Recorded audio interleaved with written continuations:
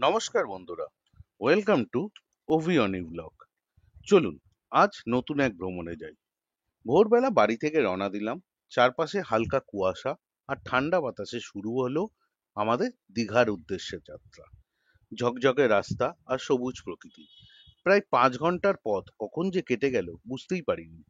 মাঝপথে কোলাঘাটে গরম লুচি, আলুর তরকারি আর চা দিয়ে ব্রেকফাস্ট করলাম। অসাধারণ খেতে ছিল। তারপর গান, গল্প আর জানলার বাইরে ছবির মতো দৃশ্য দেখতে দেখতে হঠাৎ চোখের সামনে পড়ল ওয়েলকাম টু দীঘা। এবার শুরু হচ্ছে আসল গল্প। থাকুন সাথে। আর ল্যাপস লাইক সাবস্ক্রাইব করতে ভুলবেন না। অভিয়ানী ব্লগ। হোটেলে ঢুকেই চেকিং করে আমরা চলে গেলাম সোজা সুইমিং পুলে। আনভি পুলের জলে নেমে একদম দারুণ মজা করতে শুরু করলো। আমি আর অনিন্দিতাও পুলে নেমে ঠান্ডা জলে বেশ করে স্নান সেরে নিলাম। আমরা যে হোটেলে ছিলাম হোটেলটির নাম দ্য অ্যাকুয়ামেরিন। পুরনো ওল্ড দীঘার ব্যারিস্টার কলোনিতে এই হোটেলটি অবস্থিত। এই হোটেলের একটি ভালো দিক হলো এই হোটেলের নিচেই রয়েছে গাড়ি পার্কিং এর সুব্যবস্থা। আর সমুদ্র থেকে এই হোটেলটা হেঁটে মাত্র 1 মিনিট। পুল থেকে স্নান করে উঠে আমরা ফ্রেশ হয়ে লাঞ্চ করে বিকেলে চলে গেলাম দীঘার এক শান্ত, পবিত্র এবং দর্শনীয় জায়গায়, জগন্নাথ কালচারাল সেন্টার বা জগন্নাথ মন্দির। ভিড়ের কোলাহল থেকে একটু দূরে প্রকৃতির মাঝে এই মন্দির আপনাকে দেবে এক আলাদা অভিজ্ঞতা। চলুন মন্দিরের দিকে যাত্রা করা যাক। দীঘার মূল সৈকত থেকে প্রায় 2 কিলোমিটার দূরে শান্তিপুরে অবস্থিত এই জগন্নাথ মন্দিরটি নতুন হলেও এই সৌন্দর্য এবং শান্ত পরিবেশ একেবারেই মন ছুঁয়ে যাবে। 2025 সালে এই মন্দিরটি উদ্বোধন করা হয়েছে এবং এটি পুরীর জগন্নাথ মন্দিরের অনুপ্রেরণায় নির্মিত। এখানে আপনি পাবেন ভগবান জগন্নাথ, বলভদ্র ও সুভদ্রার মনোমুগ্ধকর মূর্তি, যা কাঠ দিয়ে সুন্দরভাবে খোদাই করা হয়েছে। মন্দিরে ঢুকতেই প্রথমেই চোখে পড়বে লাল সাদা রঙের চমৎকার স্থাপত্য, বিশাল প্রাঙ্গণ, সবুজ লন আর ফুলে ভরা বাগান, যা মন্দিরের সৌন্দর্য আরো বাড়িয়ে দেয়। মন্দির চত্বরে বসে শুধু সমুদ্রের হাওয়া আর ঘন্টার ধ্বনি শোনা যায়, যা এক শান্ত ও আধ্যাত্মিক অনুভূতি এনে দেয়। আমরা বিকেলের দিকে পৌঁছেছিলাম, তখন সূর্যের আলো মন্দিরের গায়ে পড়ে এক অপরূপ দৃশ্য তৈরি করেছিল। অনেক ভক্ত শান্তভাবে প্রার্থনা করছিলেন, কেউ কেউ আবার মন্দিরের চারপাশে ঘুরে ঘুরে ছবি তুলছিলেন। আমাদের ছোট হানভি খুব মজা পেয়েছিল, কারণ মন্দিরের বাগান আর খোলা জায়গা ওর খেলার জন্য একদম উপযুক্ত ছিল। পুরীর মন্দিরের মতো এই মন্দিরটি গড়ে তোলা হয়েছে।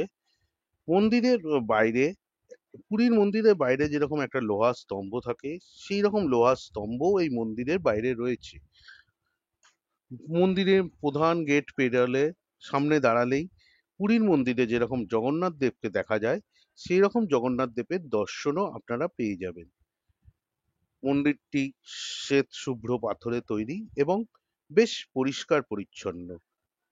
এই মন্দিরের কোনো পুজো দেওয়ার ব্যবস্থা আমি যখন গেছিলাম তখনও ছিল না। কোনো ডালার দোকান নেই, আপনারা কেউ পুজো দিতে পারবেন না। আপনারা চাইলে ঢুকবেন, জগন্নাথ দেবকে দর্শন করবেন, করে চলে আসবেন। পুজো দেওয়ার ব্যবস্থা এই মন্দিরে এখনো নেই। এই মন্দিরটি পরিচালনার দায়িত্বে আছে ইস্কন কর্তৃপক্ষ। মন্দিরে মূল ফটক পেরিয়ে ঢুকে আপনারা দেখতে পাবেন জগন্নাথ দেবের একটা মূর্তি। তাছাড়াও রয়েছে সমুদ্র মন্থনের নারায়ণের মূর্তি। কিন্তু এই মন্দিরের মূল গর্ভগৃহে ছবি তোলা বারণ। আপনারা দয়া করে ছবি তুলবেন না। মন্দিরের সূক্ষ্ম কারুকার্য, চারপাশে ছড়িয়ে থাকা অলংকার যেন আপনাকে মুহূর্তে আধ্যাত্মিক আবহে ডেকে নেবে। বিশাল ও খোলা প্রাঙ্গণ জুড়ে রয়েছে সবুজ লন। এছাড়া চারপাশে বাগানে ফুটে আছে গাঁদা, জবা, চন্দ্রমল্লিকার মতন ফুল। এই ফুলগুলোর রঙিন সমাহার মন্দিরের সৌন্দর্যকে বহুগুণ বাড়িয়ে তোলে। এই মন্দির চত্বরে দাঁড়ালে দূর থেকে সমুদ্রের ঢেউয়ের গর্জন শোনা যায়, প্লাস ভজনের সুর এবং ঘণ্টার ধ্বনি মিশে এক অনন্য প্রশান্তি এনে দেয়। প্রাঙ্গণে এক কোণে বসে চোখ বন্ধ করলে মনে হয় সময় যেন থমকে গেছে। শুধু সমুদ্রের হাওয়া মুখে লাগছে আর আকাশের নীল রং আপনার মনকে শান্ত করে দিচ্ছে। এখানে কয়েক মিনিট কাটালেই ভেতরে এক ধরনের শান্তি ও তৃপ্তি অনুভব হয়, যা আপনাকে আবারও এই স্থানে টেনে নিয়ে আনবে। পরের দিন ভোরে আমরা চলে গেছিলাম দীঘার মোহনায়। ভোরের হাওয়ার চারপাশে এক অন্যরকম সতেজ গন্ধ। মাছ ধরা নৌকাগুলো একে একে তীরে ফিরে এসেছে।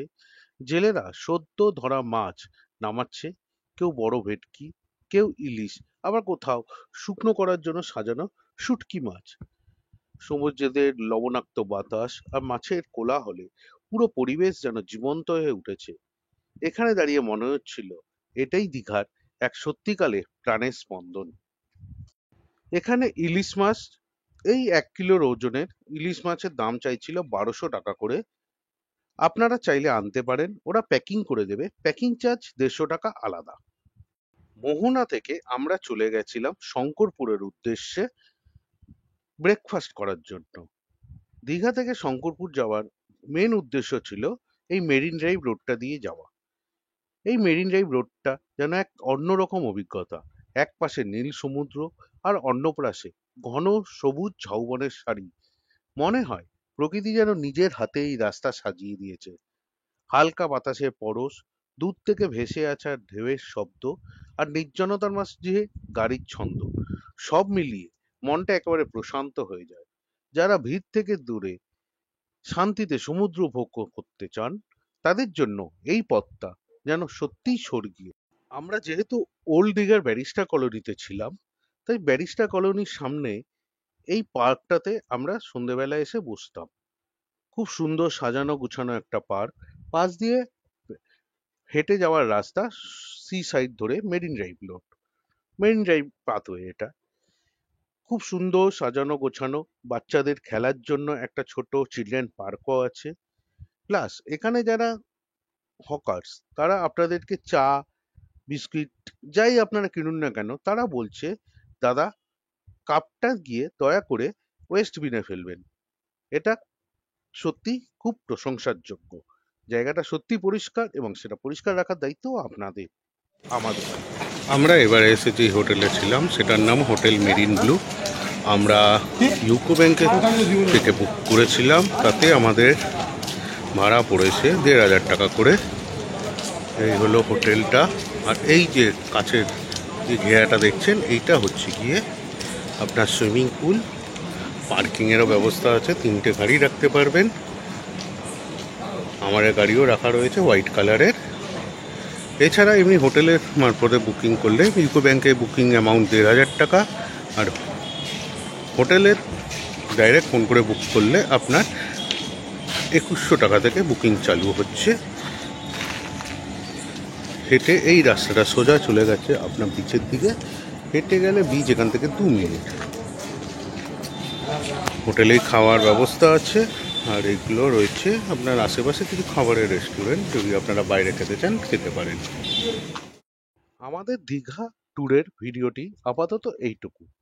আপনারা যারা এখনো আমাদের চ্যানেলটি সাবস্ক্রাইব করেননি, তারা সাবস্ক্রাইব করে নেবেন এবং বেল আইকনটা টিপে দেবেন সব আপডেটেড ভিডিও পাওয়ার জন্য। দেখা হবে খুব তাড়াতাড়ি আরও একটা ভিডিও নিয়ে। ততদিনে ভালো থাকবেন। বাই।